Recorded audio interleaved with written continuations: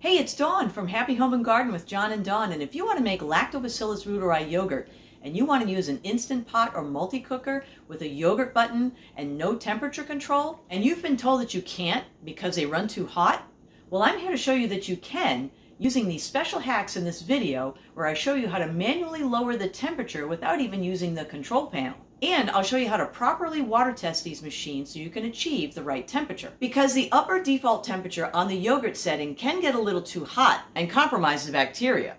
So before you go out and buy a yogurt maker, which can only make yogurt, I would highly recommend an Instant Pot because these things can replace multiple devices such as a crock pot, pressure cooker, yogurt maker, rice cooker, etc.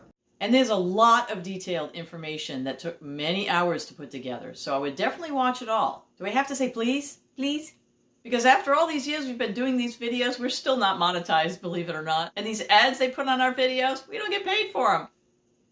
Now this video is going to be concentrating more on the machines and their features and the differences in brands, rather than actually showing you how to make the yogurt itself. We do have other videos where I test different prebiotic fibers and show the recipe with the 5 different strains of Reuteri that I use for the yogurt. Just check the description for links. And we're going to answer some questions like what are the default temperatures? Can these machines run for 36 hours? Because some of them can't unless you actually go and reset the time. And how many jars you can fill with yogurt in an 8-quart machine or a 6-quart machine. And if you use your machine often, I do have a special way coming up later that you can interrupt the fermentation, make your meal, and continue the fermentation afterwards. Ooh, I have something fantastic to share at the end of this video, and it's going to show you how you can raise the vibration of your yogurt, and it's going to be awesome. Now, according to the information in the Supergut book, and some information that I saw online on YouTube videos, the Lactobacillus Reuteri can survive in the freezer and the fridge, but it likes human body temperature around 97 to 100 degrees the best. And according to the book, it starts dying off at 108, but in some YouTube videos, it did say 109. And its maximum proliferation rate happens around 100 degrees Fahrenheit.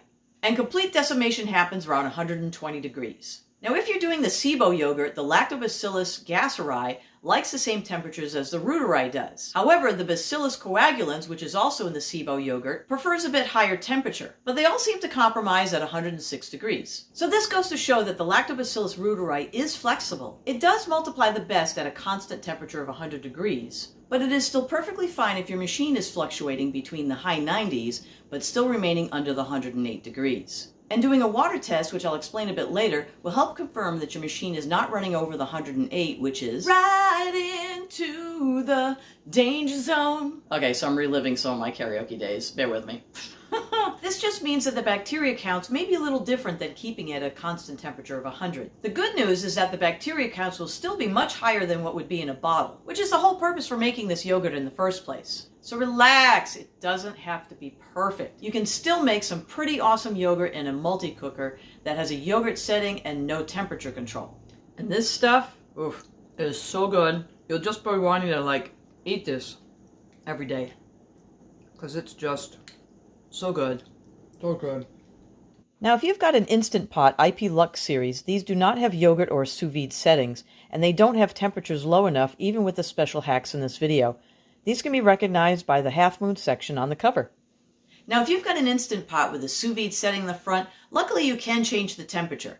And you can change it to either the 100 degrees or the 106 degrees. Now, one thing you do want to do is water test these machines, which I do explain in this video, because the temperature on the front is not always the temperature that's inside. And if you've got an Instant Pot with a yogurt setting on the front and no manual temperature control, then I've got some special hacks for you to be able to control the temperature inside the machine without actually using the control panel on the front. Now, when I first started making Lactobacillus Reuteri yogurt, a bunch of my friends and family said to me, I want to make it too. So I went to some thrift shops and acquired a few machines, and they seem to have multiplied on my counter like rabbits. Now, all of these machines are secondhand except for one. Now, this one here is my machine. I've had this for a few years. Now, all of these machines do not have a temperature setting that goes to 100 degrees. Now, my machine does have a temperature setting, but unfortunately it only goes as low as 104 degrees on the custom setting. But this was fine because after a few water tests, this machine actually runs 3 to 4 degrees lower than the front setting. So now I'm going to give you a tour of each one of these machines and tell you the temperature range that the manufacturer says for the yogurt setting. Now, these two machines are the IP Duo 80 on the right, which is the 8-quart machine, and on the left is the 6-quart version, which is the IP Duo 60 version 3. When I called Instant Pot, they told me that the normal setting for the yogurt is 96.8 degrees to 109.4 degrees. Now keep in mind that the default temperatures on these machines are the temperature range that the machine will run while it's fermenting. So you'll see the highest temperature and the lowest temperature and the range anywhere in between. And also keep in mind that the upper temperatures are in the dying off range for the bacteria, but I do have some ways of lowering that with some special hacks coming up later. So these two machines are the 8-quart version and 6-quart version of the Duo Nova. When I called Instant Pot, they told me that the normal setting on the yogurt is 104 degrees to 110 degrees. Now these temperature ranges will vary based on the Instant Pot model. It's best to call Instant Pot since it's not normally found in the manual. And this machine is a Crock-Pot Express multi-cooker. It is a 6-quart machine. It does have a yogurt setting. Now according to the manufacturer, the low setting on yogurt is 100 degrees to 110 degrees. This machine here is a Kasari C2126PC. It is a 6-quart machine. It does have a yogurt setting. Unfortunately, I don't have the top for this. This is actually the way that it came, but this lid here works just fine for the yogurt purposes. According to the manufacturer, the yogurt setting is a range between 100 degrees and 110 degrees.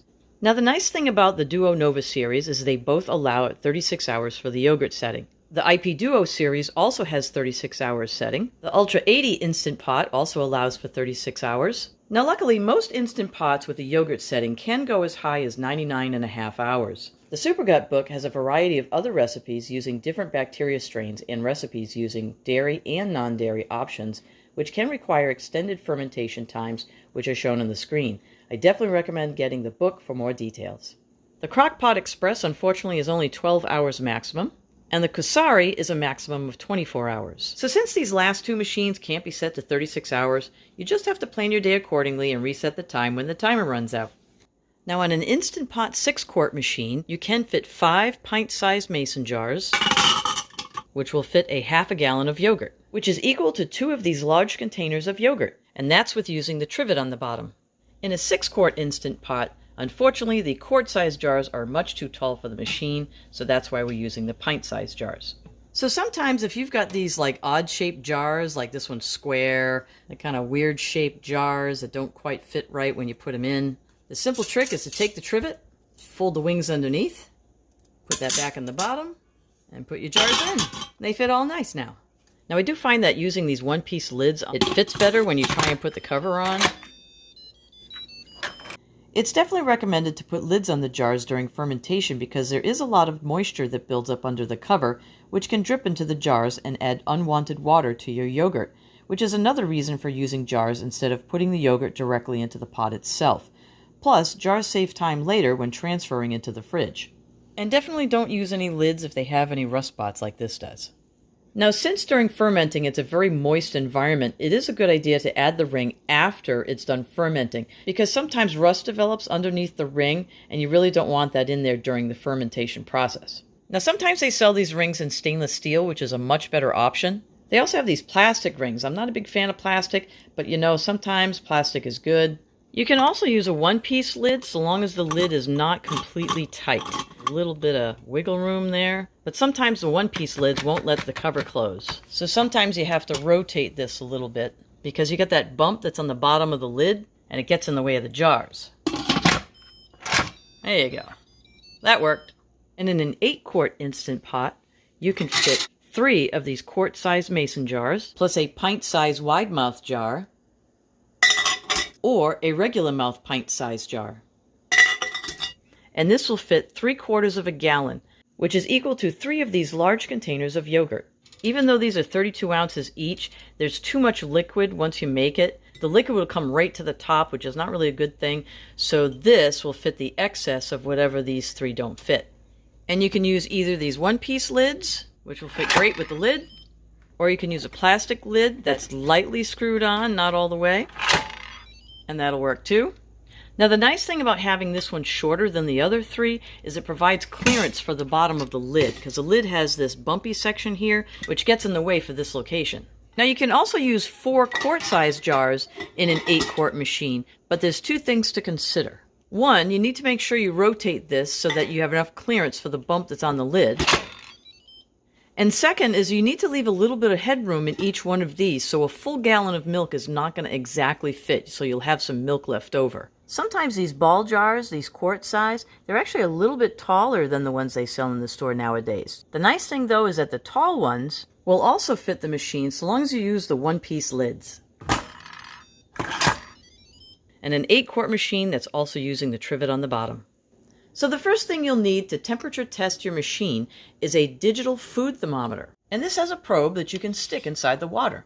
So I don't recommend these surface thermometers because there can be a temperature difference between the surface of the yogurt and inside of the yogurt where the probe can reach. So the first thing you'll need to do is to calibrate your digital food thermometer because sometimes the temperature is not correct on these devices. In order to calibrate it, fill a glass with ice, pour regular tap water over it, wait about 3 minutes, and then stick the probe in so it kind of touches one of the ice cubes in the water. Luckily mine was about 32 degrees, but if you need to recalibrate it, check the manual for instructions.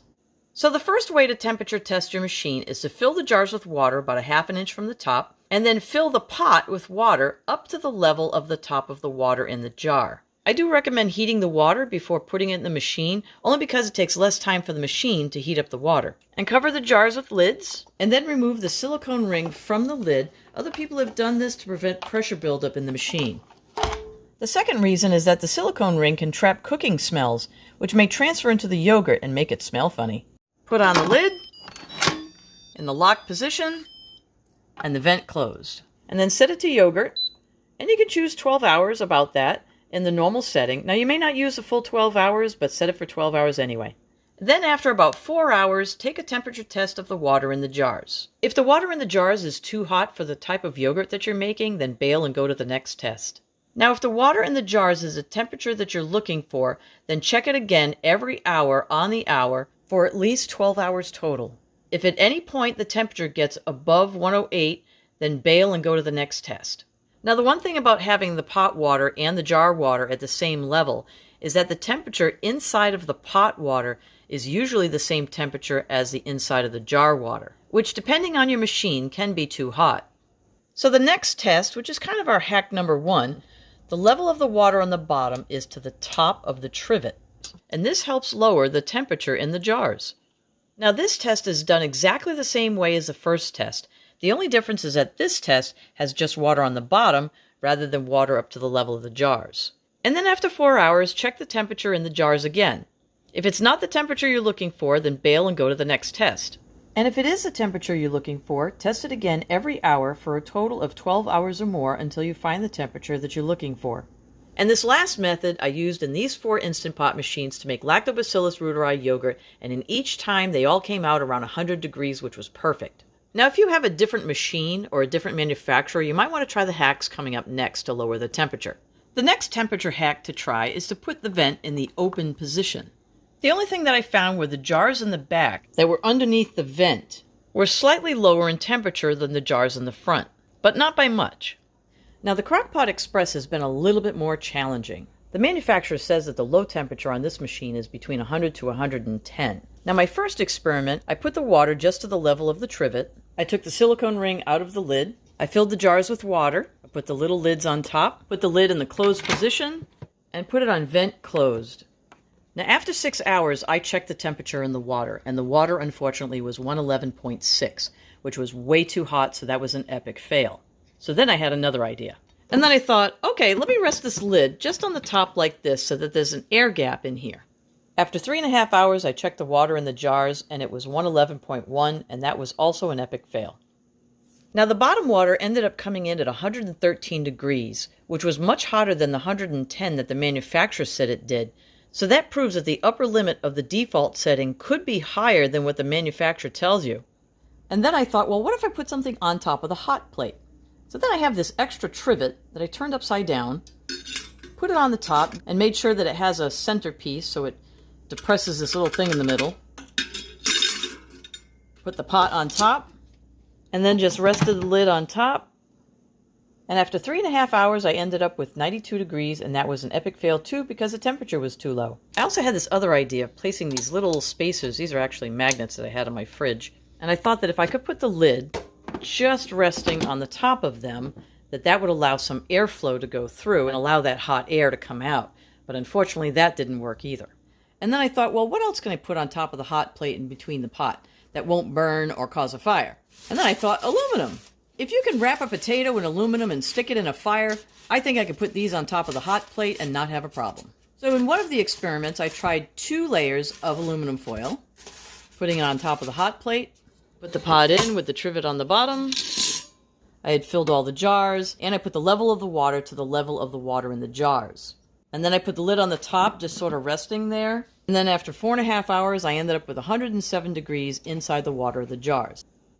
Plus, I did find out later that this machine would have increased by about 4 degrees from 4.5 hours to 11.5 hours, which would have been 111 degrees, which was way too hot. So then I thought, well, what if I use 4 layers? Put those on the bottom. Everything else from the previous experiment was the same, except that this time I put the water in the bottom to the top of the trivet.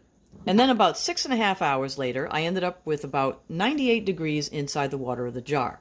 I did realize in future experiments that the temperature going from 6.5 hours to 11.5 hours would have only increased it by about 1 degree, which would have been fine at this point, but I still continued with the experimentations. And then I tried some more tests with the 4 layers of aluminum foil. Now this was the same as the previous test, but instead of resting the lid, I put it in the seated position with the vent open. And after about 4 hours, I ended up with 105 degrees inside the jar. And as discovered later, the machine would have increased by about 4 degrees from 4 hours to 11.5 hours, which would have been 109 degrees, which was still too hot. And then I thought, well, let me try 5 layers and see if that makes a difference. Put those in the bottom of the machine. Now I did run this test for 21 hours, which was a lot longer than all of my previous tests. And I got around 106 degrees for my maximum jar water temperature and just below 107 degrees for the water at the bottom of the pot. So as you can see, the 11.5 hours and the 21 hours are around the same. So I could have stopped the machine around 12 hours and gotten the maximum temperature that it would have gone to.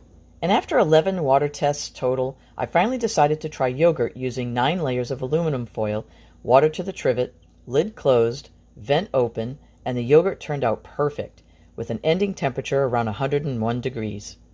Now keep in mind, if you use too many layers on the bottom on the hot plate, that the lid might not close properly. And this machine is the Kasari machine. Now according to the manufacturer, it said that the yogurt setting is ranging from 100 degrees to 110 degrees. So the first test that I did, I put water on the bottom with the trivet. I loaded all 5 jars with water and put the lids on the top. Now I don't have the original cover that came to this, but I do have this glass lid, so I did try it with that. And after 6 hours, the jar water was 106.7. Now the thing that was very concerning is that the bottom water was actually 112.1 degrees, which was exceeding the 110 that the manufacturer told me. Since the bottom water was way too hot, I did suspect that if I had gone to 12 hours with this part of the experiment, that it would have been way too hot and definitely over 108 degrees in the jars. So since that was a little too hot, I figured I would use 3 layers of aluminum foil. Put that in the bottom, got the trivet with the water, fill the jars with water, and put on the lids, put on the cover, and then I tested it for 10 hours. As you can see from this chart, the highest water temperature in the jars was 103.3, and the highest temperature of the water in the bottom was 106.7. But as you can see for the temperatures from the bottom water, it did fluctuate up and down, up and down. So this proves that the temperatures can go up and down during the cycle by a few degrees. Now I did get a successful yogurt using 4 layers of aluminum foil in this machine. I covered the hole in the lid with some tape, and I got about 102.7 in the jars. If I ever decide to retry yogurt in this machine before it finds its new home, I may try 5 layers of foil to get closer to the 100 degrees. One thing to mention about these cheaper brands of multi-cookers is that the trivets can sometimes be made of a cheaper metal, and they can rust after sitting in water for 36 hours like this one. They're cheap! Ain't that right, Bird? However, the ones in the Instant Pots don't rust. They're actually made of a higher quality metal. To summarize all these crazy things I did in these experiments to help adjust the temperature, the first thing I did for every experiment was to take the silicone ring out of the cover. Other people have said this so the pressure doesn't build up in the machine. I also used the trivet at the bottom of the pot for all these experiments as well. And I filled the pots with the maximum amount of jars they could fit and filled them to about 1/2 inch from the top. And I preheated the pot water and jar water to around 90 to 100 degrees to speed up the heating process of the machines. Now the first test to try is to put the water level of the pot to the top level of the water in the jars. In all the tests I did like this, the jar water was around the same temperature as the pot water within a degree or so. The other experiment to try is to put the water level in the bottom of the pot up to the top of the trivet. In all the experiments I did, this helped lower the temperature in the jars by about 2 to 5 degrees from what the bottom water was, depending on the machine. The second method worked perfectly for the yogurt I made in the 4 Duo Nova and Duo series of Instant Pots that I tested, with an ending temperature in each one at about 100 degrees to 102 degrees. Then you can try different variations, whether the vent's opened or closed, but keep in mind that the jars under the vent might be slightly cooler. Or you can try the lid in the closed position, or maybe even resting on top to allow some airspace. Or you can put something on top of the hot plate like a trivet, or something else that's non-combustible. Or you can try different layers of aluminum foil. And you can try different combinations until you find the temperature that you're looking for, and I would definitely suggest testing every hour for at least 12 hours so the jar water does not exceed the 108 degrees, which can compromise the L. reuteri bacteria. And if the jar water exceeds 108 at any point, restart the experiment using a different method. And then when you think you've got the right temperature, run a batch of yogurt for the full 36 hours and check the temperature at the end. It should hopefully be close to the temperature you're looking for. If not, make an adjustment and try again with another batch. For my Ultra 80 with the temperature control in the front, I tried 3 water tests using the second method with the water to the trivet and the vent closed. I determined that using 107 degrees on the front should have yielded 100 degrees in the jars. However, after making my first batch of yogurt using 107 on the front, the ending yogurt temperatures were around 96 to 97 degrees, which was about 3 to 4 degrees lower than what I had expected. So next time, I'm going to try setting it to 110 or 111 to get closer to the 100. With this in mind, the temperatures from the water test may be slightly different than the actual yogurt temperatures. It's probably due to the density of the yogurt compared to the density of water, but with enough trial and error, you'll find the right method that will work for your machine. Another thing I noticed about the second method is that the yogurt was slightly hotter the closer it was to the bottom of the pot. This is why the smaller jar was about 1 to 2 degrees warmer than the taller jars. And by sticking the probe lower in the tall jar, it was about 3 degrees hotter towards the bottom. So this is why I don't recommend these laser surface thermometers for testing, because they don't penetrate deep enough. Also, when making a partial batch of yogurt, be sure to fill the other jars with water. Otherwise, your yogurt temperatures may be different than what you tested previously. Now keep in mind that your first batch will most likely separate, but this is normal. I noticed that my second batch was not as separated, and my third batch and beyond was definitely much better and a really nice thick consistency. Now the great thing about multi-cookers is they can function as many different devices in one machine. They can replace pressure cookers, crock pots, rice cookers, yogurt makers. Some will even air fry and dehydrate. And I would definitely recommend an Instant Pot brand versus other brands, because from what I've seen here, the Instant Pot has better quality and better features than the other brands. Especially the feature where it can go 36 hours on the yogurt setting without having to reset the machine after 12 or 24 hours. Instant Pot also has a wide variety of accessories that you can purchase that may or may not fit some of these off-brands. And I did notice that the stainless steel inner liner for the Instant Pot is a slightly different size than the Kasari. As you can see here, the Instant Pot on the left is a little bit shorter than the Kasari, and also the inner diameter of the Instant Pot is a 1/16 of an inch more in diameter than the Kasari. However, the liner from the Instant Pot and the liner from the Crock-Pot Express are identical in size. They're the same height and they have the same diameter inside. So if you don't want this non-stick pot, which can put chemicals in your food if scratched, it can be switched out with an Instant Pot brand stainless pot. And it is likely that other brands can be switched out too. The stainless pots can be found on Amazon if you want to try testing it for yourself. Just be sure that the bottom of the pot touches the hot plate and that the lid can close properly. The other thing I noticed is that the Instant Pot silicone ring does fit the Crock-Pot Express lid. So this might be true for other brands as well. So one thing I did notice is that the Crock-Pot Express ring is a cheaper quality because when you pinch this, it shows white, which means there's plasticizers within the silicone. Now this one is the Instant Pot brand, and this has a much higher quality silicone because there's no white when you pinch it. And a true Instant Pot ring will have the Instant Pot logo written on the inside. Now if you're looking for a brand new Instant Pot, definitely get one with an adjustable temperature control or a sous vide setting. You can find them at local department stores or online retailers. Or you can save money by buying any used multi-cooker with a yogurt setting and use the special methods in this video to adjust the temperature. Used ones can be found at places like Facebook Marketplace, Craigslist, thrift stores, etc. But keep in mind that people online sometimes call this an Insta-Pot or mistakenly list other brands as Instant Pots, and this person couldn't get either one of them right. Now, if you frequently use the Instant Pot for meals and you need to interrupt the fermentation process for an hour or two, make note of the time left on the timer, take them out of the pot, wrap them in a towel, and keep them in a warm, cozy place like a cooler bag or in the microwave. Then you can make your meal and resume the fermentation process afterwards. Just be sure to subtract the time it was out of the pot from whatever time that was remaining on the timer. And if you're using the method with the aluminum foil under the pot, be sure to remove those before you make your meal, and then after your meal is done, put them back in. Now, I haven't actually tried this myself, but theoretically it could work since the bacteria still replicates very slowly in the refrigerator. Just keep in mind that the replication rates can slow down between refrigeration temperatures and lower than body temperature. So if you interrupt the fermentation process and it does cool down, it could lower the bacteria counts for the final yogurt, which is still okay because the bacteria counts will most likely be higher than what you'd find in a bottle anyway. Now my gut is telling me that 1 to 2 hours is okay to interrupt it, but 3 to 4 hours, well, that might be pushing it. But again, that's just my gut telling me. Maybe it's all us good bacteria talking. So now I have something really special to share that you can do to your yogurt to raise its vibration. Now I know it sounds kind of new agey, woo-woo, but just hear me out. In 1994, Dr. Masaru Emoto did some experiments on water and how words and music could affect the structure of the water crystals.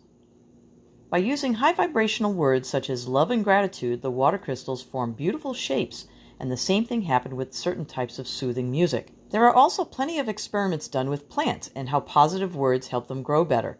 Now, since milk or non-dairy alternatives are high in water content, and bacteria are living organisms just like plants are, it makes sense that if you compliment and show some love to your yogurt, it should raise its vibration and help the bacteria grow better. Hello, bacteria. You're doing a good job in there. We love you. Yeah, I know. I'm just crazy like that. I wonder if a little bit of bumpa chicka wah wah music would get them in the mood. What do you think? They respond to music, right? Why not? Anywho, so if you want to use an Instant Pot with a yogurt setting and no temperature control, instead of buying a yogurt maker that can only do one thing like make yogurt, you can relax about the whole 100-degree thing. The 100 degrees is recommended for the maximum multiplication of the bacteria, but it is perfectly fine if your yogurt temperature is fluctuating between the 97 degrees and under the 108 degrees. It just means that the bacteria counts may be a bit lower than what you'd find at keeping at a constant temperature of 100 degrees. But that's perfectly okay because the bacteria counts should be higher than what you'd find in a bottle anyway. Think of it this way, as humans, we're very productive in the temperature ranges in the 70s. But when it's hot and humid in the middle of the summer, we're less productive, but we still survive. It's kind of the same thing here. So relax, so long as you temperature test your machine before you make yogurt and make any adjustments like I showed you in this video, you can absolutely make beautiful, wonderful tasting yogurt, just like I did in all these machines. And speaking of gut bugs, check out this video where I eat a bug, and I feed some chipmunks. And we have a bunch of gardening videos too. And we have a few videos where I test a bunch of prebiotic fibers. And thank you so much for making it this far in the video. We really appreciate the extra watch time hours. Maybe someday we'll be monetized. So now you can go make some yogurt, because this stuff is so good. I could eat this every day. It's just that good. I think I eat too much than I should. It's so good. Oh, I think I got some on me. That's good too. Where's that spatula?